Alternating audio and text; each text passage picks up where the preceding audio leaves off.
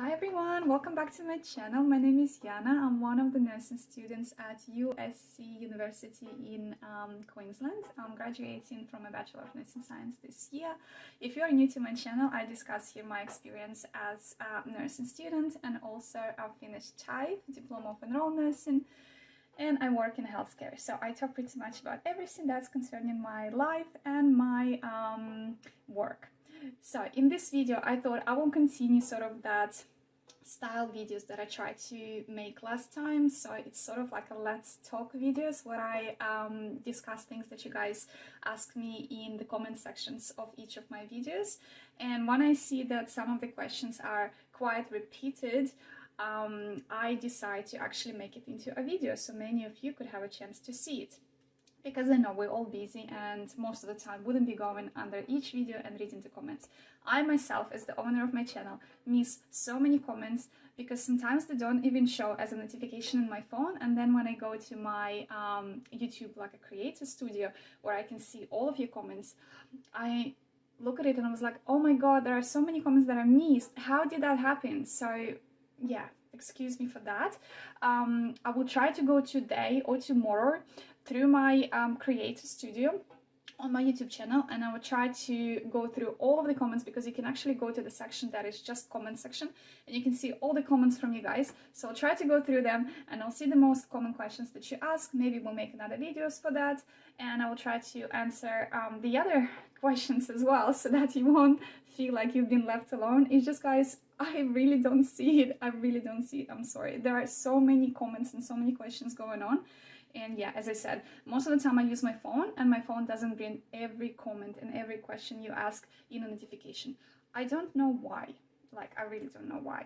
But anyway, for this video, one of the questions that has been asked many times is discussing the difference in wages or the salary between RN, EN, and AIN. This is like the most popular professions that many of you would be thinking about choosing when putting your feet into healthcare industry. So many of you would start by just doing certificates to become AIN or the personal carer. Some of you would start from Diploma of Enrolled Nursing to become EN, and some of you will start from doing RN. Okay, and of course, financial side of it, like how much will I be earning when I graduate, is very important, because we do what we love, but we also want to know how much we will be earning for that, you know. So then many of you would be thinking, okay, if I go to study RN, you know, will that make my salary higher than EN? If I will become EN, then how much I will be earning comparing to AIN, and things like that. So this is why I decided to make this video sort of like me talking into a small camera on my phone, to put myself somewhere in the corner of this video, and I'm recording now from my screen on my computer, so I could show you the government websites and resources where you can find relevant information and trusted source of the wages comparisons. Okay, so first site that I have open now on my screen is actually Queensland Health, so Queensland government. Sorry, my nose will be running through the video because it's cold and we're at winter in Queensland, and my nose gets red when I get cold too. Okay, I live in state Queensland. Okay, I used to live in New South Wales, but I started my whole career in healthcare when I moved to Queensland. So I've been living in Queensland now for 4 years. That's just a little bit of information about me. Okay, so when you go to Queensland government website, okay, you will find here wage rates, okay, for nursing stream. And this one's been as at 1st of October 2021. Okay, when you go down here, okay, in this section here on the left, you will have your classification level. So you will have your assistant in nursing sterilizing services, then you will have undergraduate student. Yes, students can work, and I will touch about this in a few minutes. Then you have your enrolled nurses, then you will have enrolled nurses advanced skills, then you will have your RNs and midwives as well, then CNs, and then clinical midwives, and then so on, like a more higher positions in nursing. Then here you will have your nurse grade, then you will have your band, then you will have a pay point. So this pretty much goes with the experience of each year. And then you will have your salary here per fortnight, per annum, then hourly rate per hour, and then casual per hour as well. Okay, so as you can see, let's start first from the assistant in nursing. Okay, let's have a look just at these two last columns. Okay, so hourly rate and casual per hour, because a lot of people work as permanent part-time, or just permanent part-time, you know, or full-time. Some people work as casual. If you work permanent part-time, you will have one type of salary. Okay, if you work as casual, that's usually higher, because casuals have a casual rate on top of that, and they earn more. Okay, so here we can compare. So if you go to assistant of nursing, the first one, hourly rate would be for pay point 1, $29.80. If you work as casual as AIN, you will be learning 36.65. So you can see there is a big difference there, right? If you go to, let's miss this, assistant in nursing and sterilizing services, let's go to undergraduate student in nursing. Okay, so if you've been completing your second year, okay, you will learn per hour $30.41. If you work in a casual position, 37.41. If you are third year, which is your grad year, okay, you will be earning $30.81. So the difference there, just like 40 cents. Or if you're casual, you will be earning $37.90 per hour. Okay, so for undergraduate students, I haven't done that before. However, I did apply for one job, but I didn't complete it, and I'll tell you why. Okay, so about a week and a half ago, our uni sent us an email saying that Queensland Health is looking for undergraduate students of Bachelor of Nursing Science who either completed year 2 or completing year 3 now. So they were looking for students who would be given COVID immunizations. Okay, and we needed to apply for that position. That was a casual pool of minimum contract of 2 weeks. Okay, so they can't tell you how long you will be working for them, you know, how many shifts you will have per week and things like that. So you may stay with them like minimum 2 weeks. So it could be like 3 weeks, 4 weeks, 5 weeks, whatever, you know, they don't know. It's a really great opportunity, and I applied for it. And when you apply for it, they tell you, okay, you will need to do 6 modules for COVID vaccination. So you will need to learn about vaccine, how to store it, how to use it, and all of that. And there are 6 modules. Each module take at least an hour. It's not an audio, it's not a video, it's literally materials that you have to read. And then in the end, you have to do a quiz, and you have to pass it 100%. No even one mistake. It has to be like 100%. So I've done only one module. So when I applied for the job, I've done only one module. And then I thought, okay, because I'm working, I don't really have time. I thought, okay, if they respond to me back and I will see that they actually still holding positions, I will do remaining 5 modules, because my first module took me 1 hour to complete. Okay, and I thought, okay, I'll just wait for them to reply, you know, and then do the rest. And then they also said in the first, when I just was applying, they said, okay, you need to do that 6 modules, then you need to prepare your police check, your blue card, or your upper registration if you're holding AIN registration. Then they needed to, like, all other documents, like your proof of immunizations, like rubella, MEMS, you know, TB, and all of that, which we actually do already for the uni. So I had that ready. Apart from the forms were a little bit different to what they needed to fill in into what our uni usually asks us to fill in. Okay, so I thought, okay, no problem, I will do all of that later. So it took them almost a week to reply back.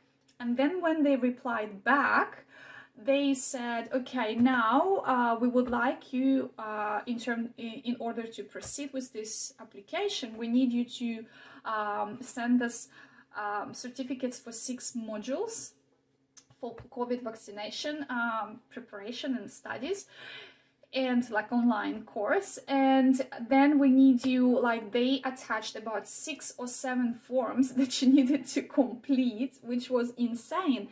And the time that they gave you to complete all of that from the time when they send you this second email was just 1 day. So they said, like, today they send you email, you have tomorrow only 1 day to complete all of that and a bit of today, and then it has to be done all by it was like the day after 8 a.m. in the morning. And I was like, I have shifts, like I'm working, I don't have time, I have to go to office work, I have to print out all these forms, I have to, you know, fill it in, I have to then scan it again, I have to book an appointment with my GP so he could do this form that proves that I had all my vaccinations before and stamp it and stuff like that, because it's a little bit different form to what we have in a uni.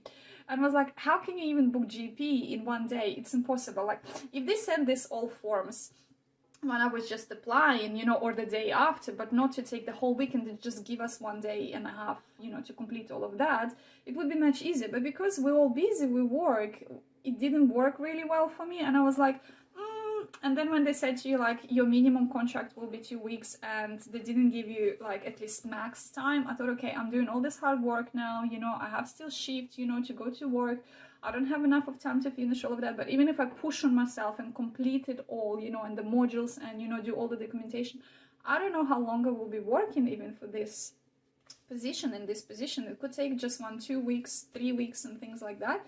So I thought, okay, like, I don't have enough of time, and even if I push on myself, it's going to be really, really hard on myself.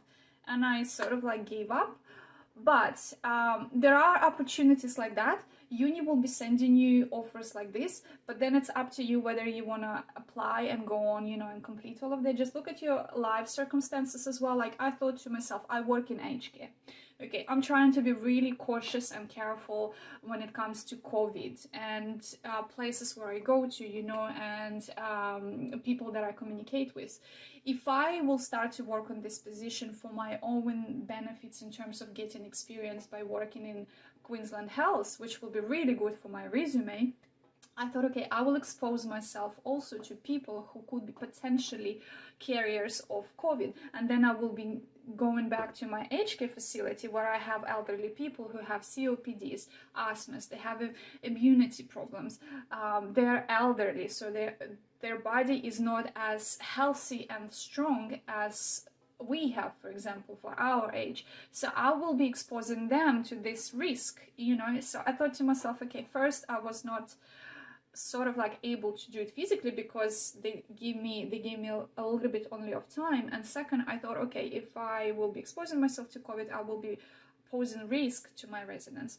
So that was 2 reasons why I decided not to go with it. But you will have opportunities like that when uni will be sending you offers like that. And as you can see here, if you will be employed as an undergraduate student, you don't need registration for that, because obviously you're still studying, you don't have your RN registration yet until you complete the whole course. You will be earning on hourly rate on hourly rate $30.41 or $30.81 if you are a 3rd year. If you are in a casual pool, which was offered to us in this position, of course not permanent, that was just running a casual, it would be $37.41 or $37.90 if you're a grad year. Okay, so yeah, so there are opportunities like that. And then we go down to enrolled nurses. Enrolled nurses, so if you are casual, you will be earning $39.66, and then every year of your experience you will be earning more. As you can see, it's not really big dramatic, sorry, this one is the last one, it's not really big dramatic difference here, but it's still a difference, you know what I mean. So now you can compare between assistant of nursing, you know, and enrolled nursing. Okay, so you can see it's not really much. When people say like, I've been working as a carer and now I'm AIN, for example, like, and I only have increased by a few dollars. Yeah, it is what it is. But I will tell you also about where you work and how that affects your salary as well. But I will talk about it in a few minutes later. Then you go for enrolled nurses with advanced skills. Someone who, for example, completed maybe advanced diplomas, you know, someone who's working in operating theater or the wound nurse, you know, or any like educator, EM, like diabetes and stuff like that. So that's something is advanced. So you will be earning there more, as you can see. So you will have here your pay point for advanced skills. 1, it will be $43.34 per hour if you're casual, 35.23 if you are permanent, and then if you are point 2, it will go 37.39 for your permanent and 45.99 for your casual. As you can see, for every profession or for every classification, the difference between permanent and casual is quite nice. That's why a lot of people, if they can, they pick casual to be casual, because it's, first of all, more flexible in terms of your life. You can control how many shifts you want to pick up, which days you want to work, you know, times, whether you want to pick like a morning shift, afternoon shift, night shift, you know, and things like that.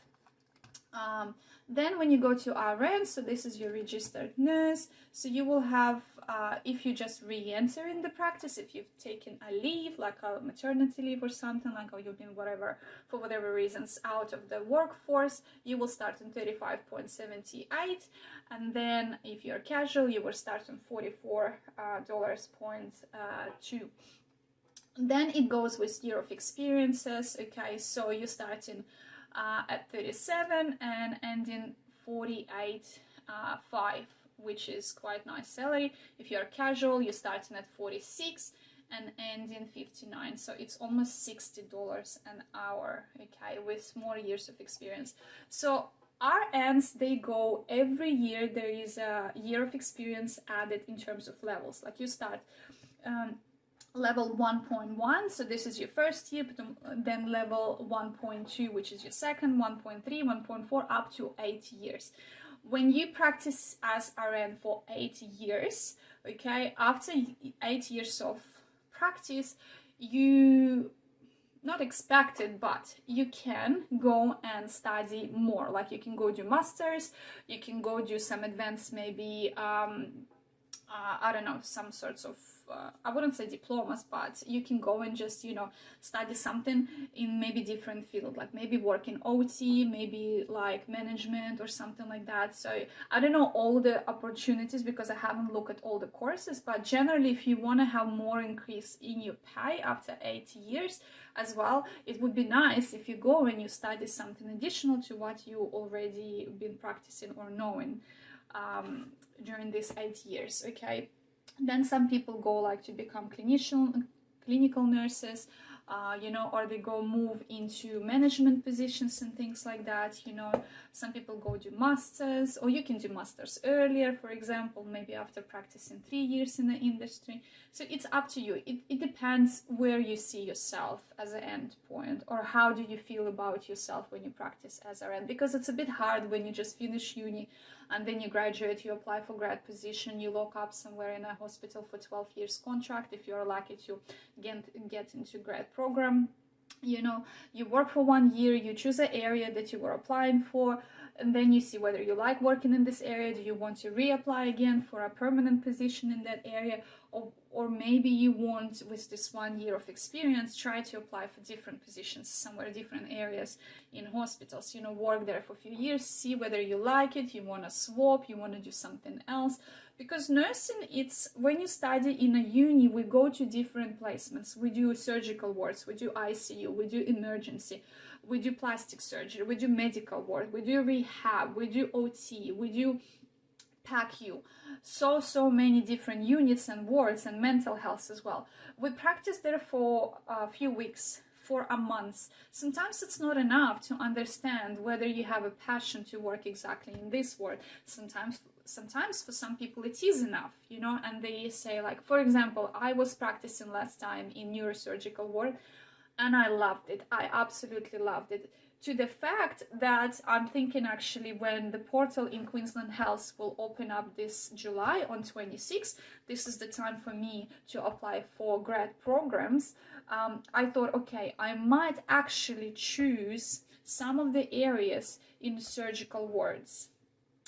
Whether it's going to be neurosurgery or a general surgery or orthopedics, you know, or a plastic surgery, whatever. But I want to continue in surgical ward at some point. Also, I will be applying for something maybe like in ICU or ED. However, I don't have much experience in those two areas, but I would want to discover it if I will be successful and will be accepted as a grad student. You know what I mean? So yeah.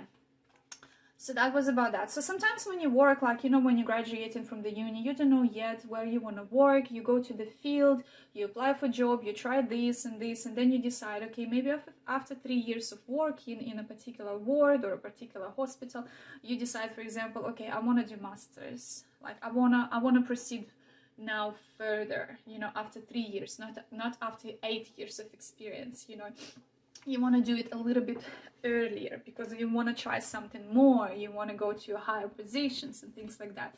Or maybe you want to work for 5 years and then do a course which is 6 months to become a teacher at TAFE and teach students. Like, I had teachers at TAFE who were still working as RNs, and they were teaching us as well, which was really cool. And as far as I remember, they said you need to work, like back then, I'm trying to recall now, they said you have to work in the industry for 5 years and then you can do this teaching course. For TAFE it's 6 months, and I think for uni it's a year, I think. And then you can teach, but TAFE want you to have experience in a field, of course, like for a particular number of years, and then do the course and you can become a teacher as well. So then when you teach the students, you don't just provide a theory that comes with the course, but you also link it to your experience and you share your own experience with the students as well, which for me is very valuable. I like when my teachers who are actual nurses were able to teach us and tell us some examples from their own experience, what they've been going through, you know, or still going through. Because a lot of teachers that we had, that say they were still practicing nurses. Some of them worked in the research, some of them worked in surgical or in mental health, and doing teaching at TAFE as well. So for me, a teacher who is a current nurse, who's practicing in a field and also providing me a theory as a part of the course is more valuable than a person who do not practice in a field anymore and just provided the theory. However, we had a lot of good teachers who've been half of their life in the nursing field, but then they were sort of like not fully retired yet because they were teaching at TAFE, but they decided to leave the nursing profession in terms of like no more running on the hospital floors, but only do the teaching. But that amount of experience that they were bringing to the table from 20-25 years practicing in the hospital was amazing as well. So those ones were my favorite teachers as well,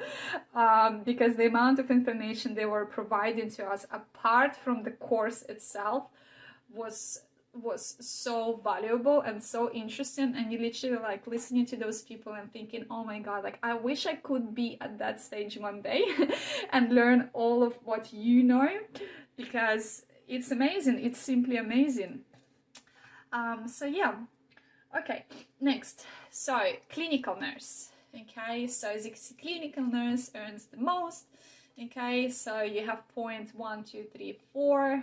Okay, and then starting as permanent $48.87, casual $60.11, up to $64.37, and permanent up to $52.33.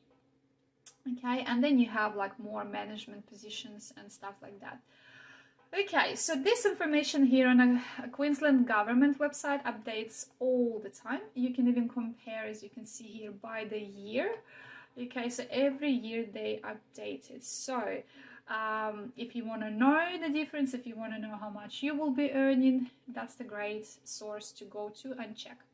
Also, if you go to Google and you type, for example, Nurse Award Pay Guide, okay, it will give you from the fairwork.gov.au a pay guide nurses award that is updating every July. So it should be on the 1st of July of each year.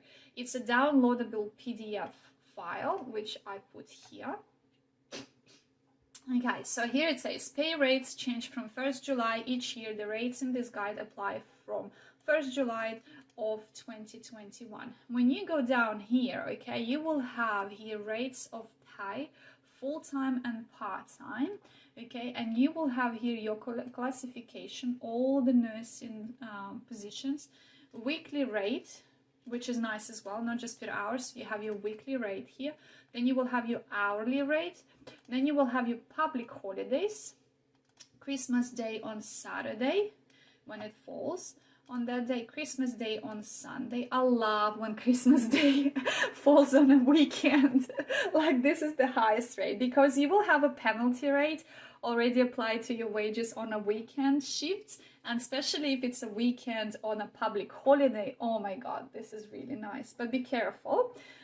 If you've done a lot of shifts during the week time and then you've picked one of those shifts on a weekend which fell on a penalty rate, obviously, of the weekend, plus it's a public holiday, just don't overwork, because if you do many shifts, you know, and of course, like Christmas shift on a Sunday or Saturday is a really good pay, the tax might take it all. Okay, I can talk about tax in the next video if you want to know more about that. Because sometimes people get too excited when they start to work in the healthcare industry.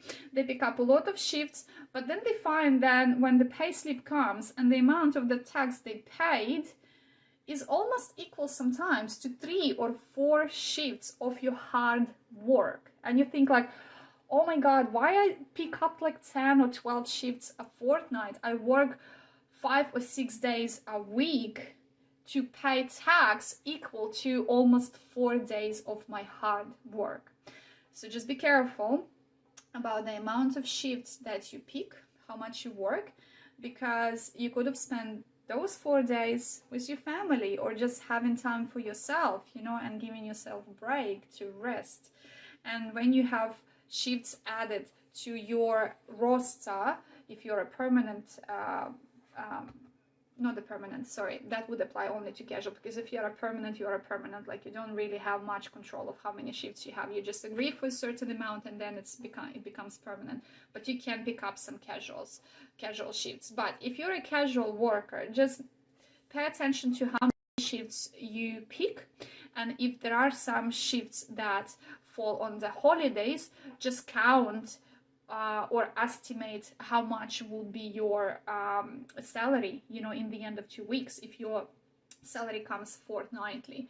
Okay, so before you pick additional shifts, just watch how many you already done, because you might find that by sacrificing your Christmas day going to work instead of spending it with your family in order to earn more money, you might find that actually the tax will take it maybe all, like for that day that you went to do the Christmas, because you've done other shifts before this.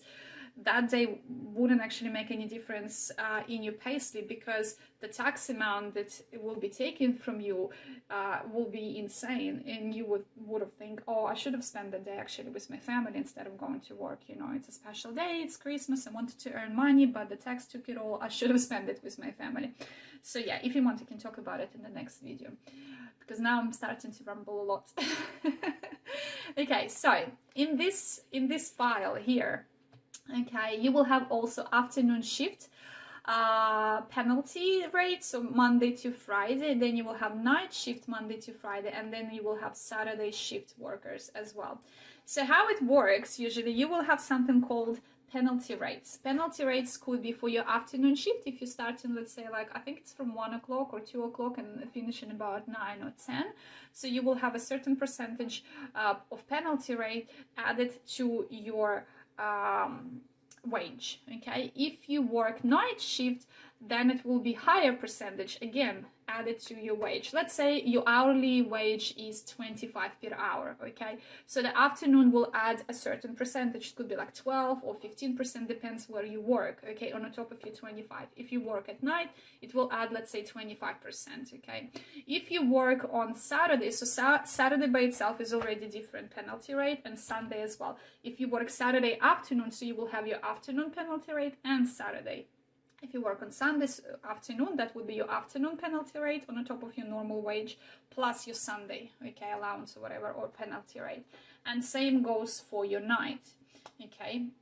So for example, if you watched my previous videos about how much carers earn, like for example on Sunday in aged care, that would be around $41, $42 per hour for afternoon shift, starting from 2 o'clock p.m. to 30 p.m. and in 10:30 p.m.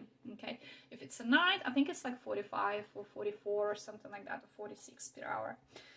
Okay, so that would be that. And then you will have nursing assistant first year, second year, obviously goes with experience, and no enrolled nurse as well. Pay point 1, 2, 3, 4, and so on. And here it gives you like all the salaries here. Registered nurse, this is your level 1, and then goes per year. 1.1, 1.2, 1.3. Here is what I'm reading from, as you can see from here. Okay, here is your weekly salary. So you're starting pretty much when you're just a new registered nurse, you're level 1.1, which is your first year of practice from graduation. You will be earning about $980 per week. Okay, but again, it will depend how many shifts you pick up, whether you're a casual, which is this one, whether you're a part-time or permanent, you know, and then it goes into afternoon, holidays, you know, and night shifts and things like that. The highest one is a night shift. That's why a lot of people do night shifts. However, doing night shifts it's a little bit hard. You have to plan your life very careful, because when you do a night shift, you will need at least a day to recover, sleep, rest, and things like that. And if you want to have a life, you will need to have another day where you will be fully recovered and, you know, like feeling yourself good and things like that, to spend a day with your family, you know, or going somewhere and things like that. So you will find some people, they do like night shift, and then break for a few days, or they do night shift, 2 days break, night shift, 2 days break. Okay, it's up to you. Some people do 3 night shifts in a row, so they sleep in between each shift. So you come to work 10:30, let's say, finish 6:30 in the morning. You go home, you have shower, whatever, sleep, wake up maybe 6 or 4 or 5 at evening, okay, and then you have to prepare yourself for the next shift. So you only, between, if you take like few shifts in a row like this, you will only have this time from shift to sleep and do some other duties in the house, maybe preparing your lunchbox, maybe doing washing, seeing your family a little bit, and go to next shift again. So you won't have much of life. You can't travel anywhere like to meet your friends, you know, and things like that, because you will only have like a bit more than half a day to sleep, because your body needs to recover, and then few hours before your next shift starts. So some people prefer that. They want to like do 2-3 shifts in a row and then have half a week off, and actually like have a day to recover from these 3 shifts or whatever, and then like start normal life, you know, and then go back again. Some people like to have it 1, then 2 days off, 1, 2 days off, and things like that. Nighttime shifts are difficult. I haven't done them, but I'm thinking to be changed to few of them in the next few weeks. So I'll let you know how that will be going, because there are a few new positions at my work starting soon for AINs at night, because we usually had only RNs at night, so PCAs and RNs.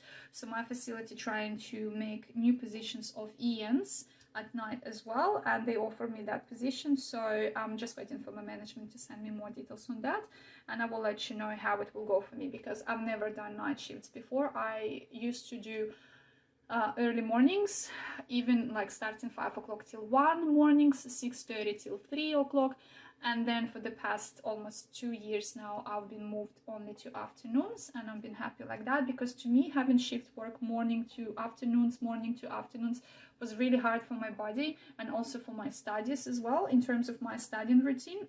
So I decided I either go with mornings or either go with PMs. And because I had my classes in the mornings, I thought, okay, for me the most comfortable one would be if I stay only on PMs shifts, which is your afternoon shifts. Okay, then some of the places pay overtime as well, which goes like 1.5 on the top of your wages. Some places don't pay overtime, okay? So that's just something you need to discuss with your employer, okay? Like, for example, at my place, we will be getting an increase in wages by 1.70 from this 1st of July, okay? Then down here, you go to registered nurses, occupational health nurses, enrolled nurses, and things like that. Then here at the bottom, you will have your casual positions, okay? So if you work in casual, this is just for casual, only for casuals, okay? all of that. So you can see by classification, public holidays again, Christmas, you know, night shift, Saturday shift, and stuff like that. And here, what did we have here? Saturday shift workers, yeah. Okay.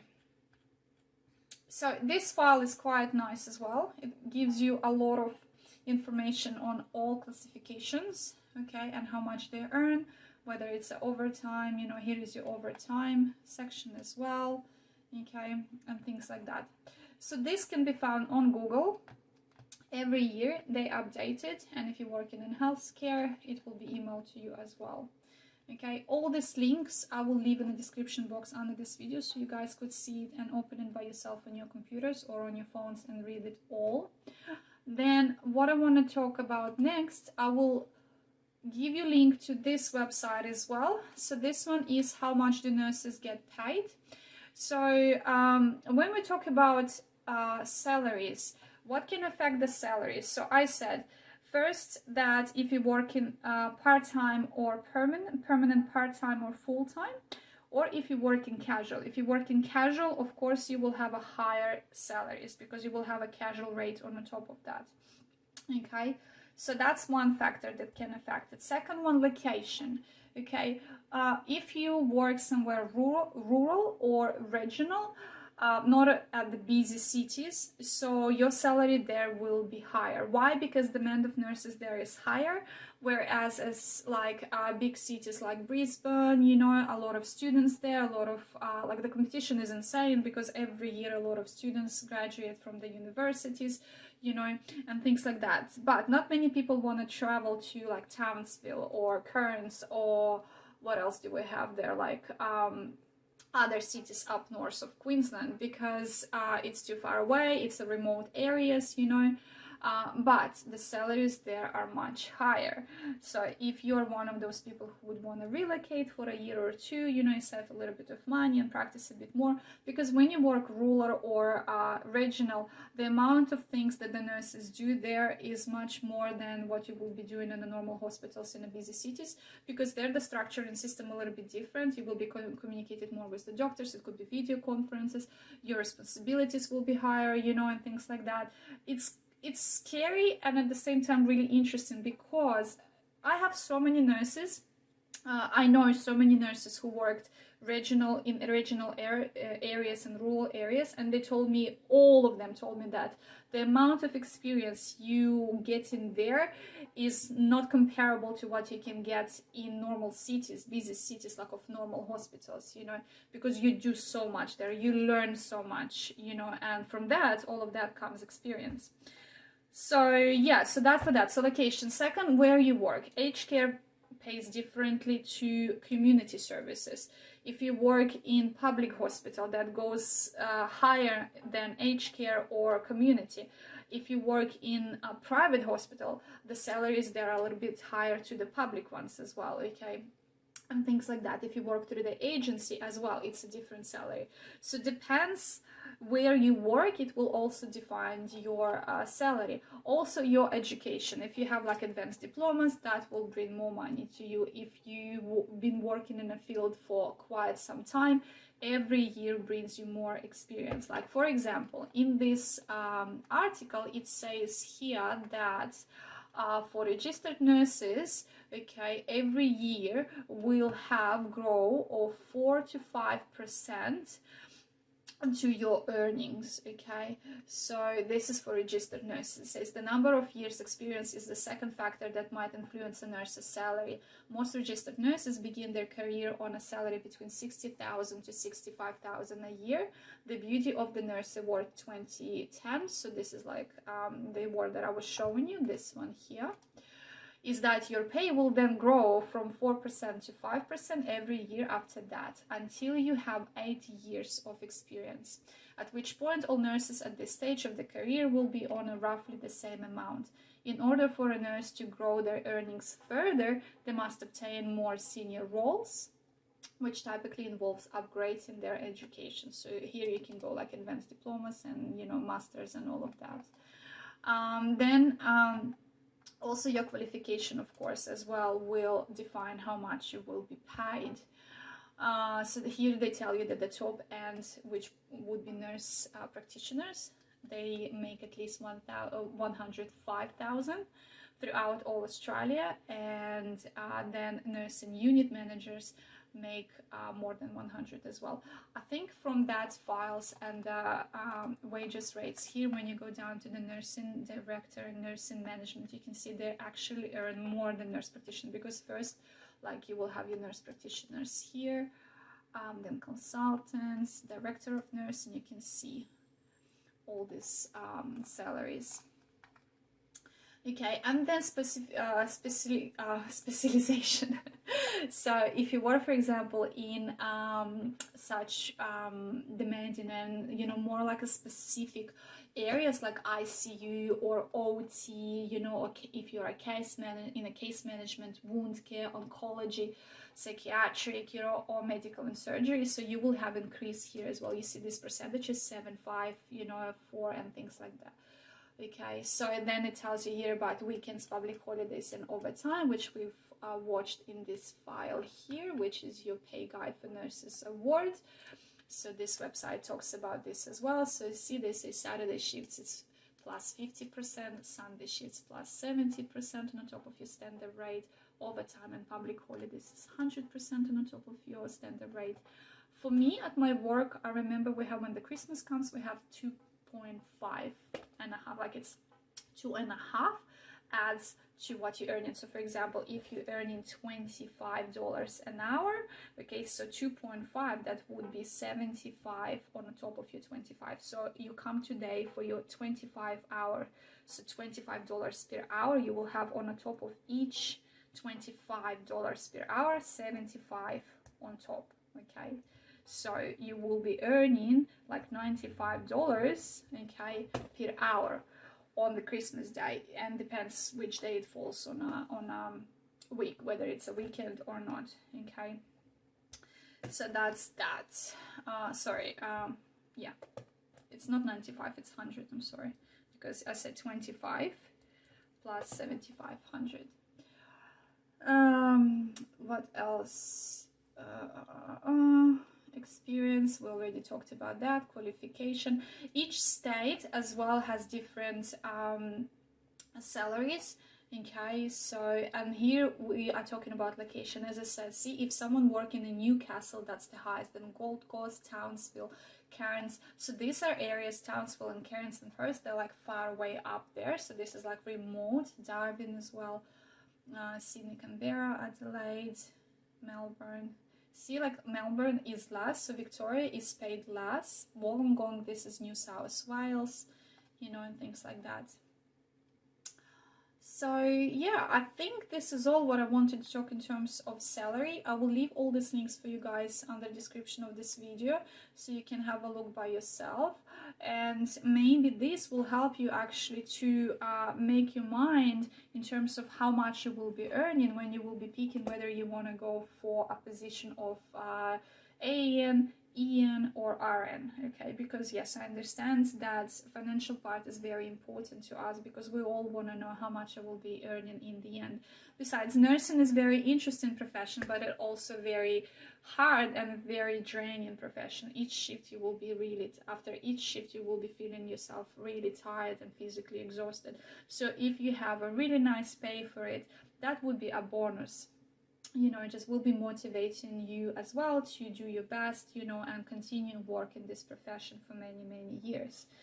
Okay, so yeah, I hope this video was helpful. If you still have any questions, you can leave it in the comments section below. If you have experience yourself as a healthcare worker, you can share your experience in the comment section as well for us to read. I think for many people here who are either students like me or people who just start working in this field or planning to start, will be interesting to read each other's experience as well. Thank you for watching this video, and I'll see you in my next ones. Bye!